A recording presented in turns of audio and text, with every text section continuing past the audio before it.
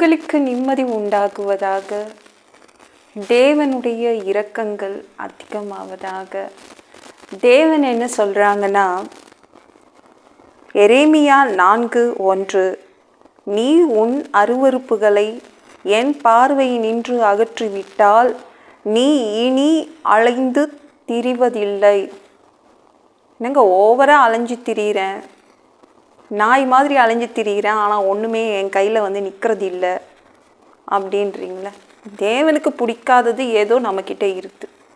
பாவம் செய்யாத மனிதன் கிடையாது, தப்பு பண்ணாத மனிதர்கள் இல்லை. அப்பப்போ நம்ம தேவன்கிட்ட சொல்லி வாயை திறந்து சொல்லி சரி பண்ணிக்கணும். ஏதோ ஒன்று தப்பு நம்ம கையில் நம்மக்கிட்ட இருக்குது.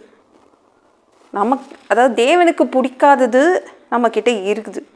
அப்போ அதை என்ன பண்ணணும், அதை நம்ம மன்னிப்பு கேட்டு வெளியில் வந்துடணும். அப்போ நம்ம அலைந்து திரிய மாட்டோம்.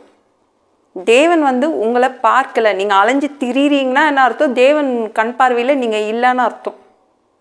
அவர் ஏன் அவர் உங்களை பார்க்கலன்னா ஏதோ ஒரு பாவம் இருக்குது, ஏதோ ஒன்று தேவனுக்கு பிடிக்காத செய்கிறோம். அப்போ என்ன பண்ணணும், நம்மளை சுத்தப்படுத்தணும். அவர் சமூகத்தில் போய் நின்னா போதும், அவர் நம்மளை கழுவிடுவார். அவருடைய ரத்தத்தை கொண்டு கழுவிடுவார். நீங்கள் ஒவ்வொரு நாளும் பாவியாகி என்மேல் கிருபையாயிரும் சொல்லி தான் ஆகணும். நம்மளுக்கு தெரியாமலே, பாவமே என்று தெரியாமலே நிறைய பாவம் செய்வோம். மனிதர்கள் தப்பு பண்ணுறது இயல்பு தான், ஆனால் அதற்கு மன்னிப்பு கேட்டுறணும். மொத்தமாக எல்லாத்தையும் சேர்த்து வச்சுக்க கூடாதுங்க. ஞாபகம் வச்சுக்கோங்க. என்னங்க உடல் உழைப்பு போயிட்டே இருக்குது, ஆனால் எனக்கு வீட்டுக்குன்னு நான் கொஞ்சம் தான் கொண்டு போகிறேன். ஹாஸ்பிட்டலாக அலைகிறேன், வேலைக்காக அலைகிறேன், இதுக்காக அலைகிறேன், ஆனால் எதுவுமே எனக்கு வரமாட்டேங்குது. ஆசீர்வாதங்கள் வரமாட்டேங்குது, கொஞ்சமாக தான் கிடைக்குது, எதுவும் பத்துறது இல்லை, அலைச்சல் தான் அதிகமாக இருக்குது அப்படின்றீங்களா? இனிமேல் அலைஞ்சு திரிய மாட்டீங்க. நம்மளுக்கு தெரியாமலே பாவம் செய்வோம்ல, எல்லாத்தையும் கேளுங்க. ஏசப்பா உணர்த்துங்க, நான் என்ன பாவம் செய்தேன், பாவியாகிய என்மேல் கிருபையாயிரும், இந்த பாவம் செய்துட்டேன். வாய் திறந்து சொல்லுங்கள் ஏசப்பா கிட்ட. ஏசப்பா கிட்ட சொன்னால் போதும். எந்த ஃபாதர்கிட்டையும் போய் நீங்கள் போய் சொல்லி இல்லை அவங்கக்கிட்ட போய் எந்த ஒரு மனிதன்கிட்டையும் பாவத்தை போய் சொல்ல வேண்டாம். நீங்கள் உங்களுக்கும் இயேசுவுக்கும் தான் நீங்கள் செய்கிற பாவம் தெரியும். அதை அவர்கிட்டே சொல்லி பாவத்துக்கு மன்னிப்பு கேட்டு வாங்கிக்கோங்க. இனி அலைந்து திரிய மாட்டீங்க. டக்குன்னு எல்லாமே டக்குன்னு கிடச்சிடும். சுகமாக உடனே கிடச்சிடும், ஆரோக்கியமாக உடனே கிடச்சிடும், உங்களுக்கு செழிப்பாக உடனே கிடச்சிடும். ஆனால் உங்கள்கிட்ட இருக்கிற பாவத்தை மட்டும் கழுவி விடுங்க, சுத்தப்படுத்துங்க. தேவனுக்கு அருவருப்பாக இருக்குது. நம்மக்கிட்ட இருக்கிற பாவம் என்னதான் இருக்குது, அவருக்கு அருவருப்பாக இருக்குது. ஒரு பிச்சைக்காரங்க, அழுக்கு ட்ரெஸ்ஸு போட்டு பிச்சைக்காரன் நம்ம வீட்டுக்கு வரான். உள்ளே விடுவீங்களா? நீ தான் என் ஃப்ரெண்டு, வா வீட்டுக்குள்ளேன்னு சொல்லி ஃப்ரெண்ட் ஆகிடுவீங்களா? அது மாதிரி தான் நம்மளும் பாவத்தோடு போய் அவர் சமூகத்தில் உட்காந்து அவர் எப்படிங்க அவர் நம்மக்கிட்ட வருவார்? வரமாட்டார். அது அவருக்கு அருவருப்பு. பாவம் இல்லாமல் அவருடைய சமூகத்தில் நின்னாதான் அவருடைய கண் பார்வையில் இருப்பீங்க. தப்பு செய்கிறது சகஜம், ஆனால் மன்னிப்பு கேட்கணும். ஒவ்வொரு நாளும் தப்பு செய்யாமல் வாழ்கிறது ரொம்ப கஷ்டம் தான். அதெல்லாம் பரிசுத்தவான்கள், தேறின பரிசுத்தவான்கள் இருப்பாங்க. நம்மளாம் சாதாரண மனிதர்கள், பாவம் இருக்கும் நம்மக்கிட்ட. அப்பப்போ நம்மளை என்ன பண்ணணும், சுத்தப்படுத்திக்கணும். எவ்ரிடே குளிக்கிறோம்ல, இன்றைக்கி குளிச்சிட்டேன், நான் இனிமேல் குளிக்க மாட்டேன்னு சொல்லுவோமா? அதே மாதிரி தான் ஒவ்வொரு நாளும் நம்மளுடைய பாவத்துக்காக மன்னிப்பு கேட்கணும். சரிங்களா? மொத்தமாக சேர்த்து வச்சிடாதீங்க. மனசு கல்லாக போயிடும். சில பேருக்கு உணர்வே இல்லாமல் இருக்கும், சொரணையே இருக்காது. தப்பு பண்ணுவாங்க, ஆனால் அது தப்பு இல்லைன்னு சொல்லிடுவாங்க. அப்போ அலைஞ்சு தான் திரிய வேண்டியதாக இருக்கும். எல்லாத்துக்கும் அலைய விட்டுருவார் ஆண்டவர். ஏன்னா அவர் கண் பார்வையில் இல்லைங்க. அவர் கண் பார்வையில் நம்ம இருந்தால் தானே ஆசீர்வாதம் கிடைக்கும் இல்லை? இனிமேலேருந்து கவனமாக இருங்க. இந்த ஆயக்காரன் ஜபம், இந்த டாக்ஸ் கலெக்டர், வரி வசூல் பண்ணுறவன் எவ்வளோ அழகாக ஜபம் பண்ணான். பாவியாகி என்மேல் கிருபையாயிரும். அந்த ஒரு லைன் தான், அது போதும். மொத்தமாக சேர்த்து வைக்காதீங்க, உங்கள் பாவத்தை மொத்தமாக சேர்த்து வைக்காதீங்க. ஓகேங்களா? நம்ம தாவீது இருக்காங்களா, மொத்தமாக பாவத்தை சேர்த்து வச்சாங்க. ஒரு போர் சேவகன் மனைவியை எடுத்துக்கிட்டாங்க, அவனை சாவடித்து இவங்க எடுத்துக்கிட்டாங்க. பச்சைபாலை எடுத்துக்கிட்டு அமைதியாகவே இருந்தாங்க. அது பாவம் என்று தெரியாமலே அவன் பாவம் செய்தான், கொலை செய்தான், இன்னொருத்த மனைவியை எடுத்துக்கிட்டான். பத்சேபால தான் முன்னாடி நிறுத்திக்கிட்டான். தேவனை பற்றி கவலையே படல 1 வருஷம். அப்புறம் நாத்தான் என்ற தீர்க்கதரிசி மூலமாக தேவன் சொல்கிறாரு, இது ஒரு பாவம், இது பாவம்பா அப்படின்னு சொல்கிறாரு. 7 நாளுங்க சாப்பிடவே இல்லை தாவீது. 7 நாள் இரவு பகல் சாப்பிடாம அழுதுட்டு இருந்தான் தேவனுடைய சமூகத்தில் இருந்து. ஐயோ இது பாவம், என்ன மன்னிச்சிடுங்க தேவனே. மொத்தமாக சேர்த்து வச்சு மன்னிப்பு கேட்டான்.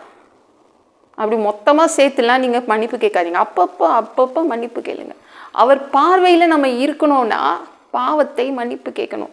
அப்போனா டக்குன்னு சுகம் கிடைக்கும், டக்குன்னு உங்கள் வியாதி சரியாகும், டக்குன்னு உங்கள் பிரச்சனைகள் எல்லாம் அகலும். அலைஞ்சி சுற்றி திரிய மாட்டீங்க, எல்லாம் கரெக்டாக கிடச்சிடுங்க. ஓ கேட்குறீங்களா, ஜெபம் பண்ணுறீங்களா, உடனே கொடுத்துருவார். நான் அவருடைய கண் பார்வைக்குள்ளே கீழே வரீங்க. இப்போ பாவம் இருந்துச்சுன்னா நம்மளை மறைச்சிடுது, தேவனுக்கும் நமக்கும் அந்த உறவை கெடுக்குது. பாவம் அவர் பாவத்தை பார்த்துட்டாருனாலே எழுந்து போயிடுவார், அந்த இடத்த விட்டு போயிடுவார். ஞாபகம் வச்சுக்கோங்க.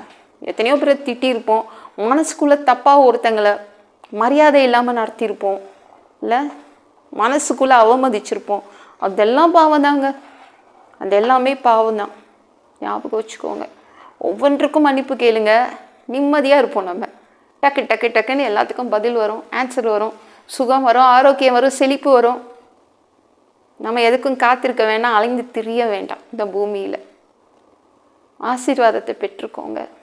இந்த வீடியோ பிடிச்சிருந்துச்சுன்னா மற்றவங்களுக்கும் ஷேர் பண்ண மறக்காதீங்க. கர்த்தர் தாமே உங்களை ஆசீர்வதிப்பாராக. ஜெபம் பண்ணலாமா? அன்பு பிதாவே, உங்கள் பிள்ளைங்க உங்கள் பாதத்தில் வந்திருக்காங்கப்பா. சாமி இரக்கம் செய்யுங்க, இறங்குங்க அப்பா. இனிமே உங்கள் பிள்ளைங்க அலைஞ்சு திரிய மாட்டாங்க, எல்லாமே உடனடியாக கிடைக்குது. உங்கள் பிள்ளைங்களுக்கு உடனடியாக தேவைகள் சந்திக்கப்படுது, உடனடியாக நீங்கள் எல்லாத்தையும் கொடுத்துட்றீங்க. உங்கள் பிள்ளைங்க அவங்க கிட்ட இருக்கிற பாவங்களை இனிமேல் விட்டுறாங்க. எல்லாத்துக்கும் மன்னிப்பு கேட்டு அந்த பாவங்களை அறிக்கையிட்டு அவங்க வெளியில் வந்துடுறாங்கப்பா. நன்றி. பொல்லாத பிசாசுகள், ஏவல்கள், மந்திரங்கள், தற்கொலை ஆவிகள், பயத்தின் ஆவிகள், பலவீனப்படுத்துகின்ற ஆவிகள் எல்லாம் இயேசு என்ற பெயரினை கொண்டு துரத்துகிறேன். ஓடிப்போ. உங்கள் பிள்ளைங்களை இரத்த கோட்டிக்குள் மறைச்சிக்கோங்க. பரிசுத்த ஆவியால் நிரப்புங்க. ஞானஸ்நானம் எடுக்கணும், ரட்சிப்பீராக. இயேசுவின் காயப்பட்ட தழும்புகளால் எல்லா வியாதிகளும், எல்லா பலவீனங்களும், கேன்சர் போன்ற வியாதிகளும் சரியாகுவதாக. மனிதனாக பிறந்தா ஜீவ புஸ்தகத்தில் பேர் இருக்கணும், அப்படி இல்லைன்னா அந்த மனிதனை பிடிச்சி நீங்கள் நரகத்தில் தள்ளிடுவீங்க. தீ எறிகிற இடத்துல எப்படி போய் வாழ்கிறது? சாமி உமக்கு நன்றி அப்பா. எங்கள் மேலே கிருபையாக இருங்க, பரலோகத்துக்கே அனுப்பிடுங்க. அடித்து உதச்சி திருத்தி எங்களை பரலோகத்துக்கே அனுப்பிடுங்க. கழுவப்படாத பாவங்கள் இருந்தால் எங்களை தயவு செய்து உங்கள் ரத்தத்தை கொண்டு கழுவி சுத்தப்படுத்தி பரலோகத்துக்கே அனுப்பிடுங்க. எந்த ஒரு இமை பொழுது நீங்கள் வருவீங்கன்னு இயேசுவை வணங்கி காத்துட்ருக்கோம். இப்போ சுத்தமாக வாழ்ந்து காத்துட்ருக்கோம். அந்த ஒரு இமை பொழுதில் உங்களுக்கு ஒப்பான உடம்பு எங்களுக்கு கிடைக்கும். அதை பெற்றுக்கொண்டு நாங்கள் மதியவானத்தில் உங்களை சந்திக்க வருவோம். அந்த தருணத்தை நாங்கள் இழந்துடக்கூடாதுப்பா. பரிசுத்தப்படுத்துங்க. ஒரு மனிதனால் பரிசுத்தமாக வாழ்கிறது கூடாத விஷயம். அதற்கு கூட உங்கள் உதவி கேட்டு தான் நாங்கள் நிற்கிறோம். சாமி உமக்கு நன்றி அப்பா. 7 வருட ஆந்தி கிறிஸ்து ஆட்சியில் விட்டுட்டு போயிடாதீங்க. பிசாசு நடத்தும் ஆட்சியில் விட்டுட்டு போயிடாதீங்க பா.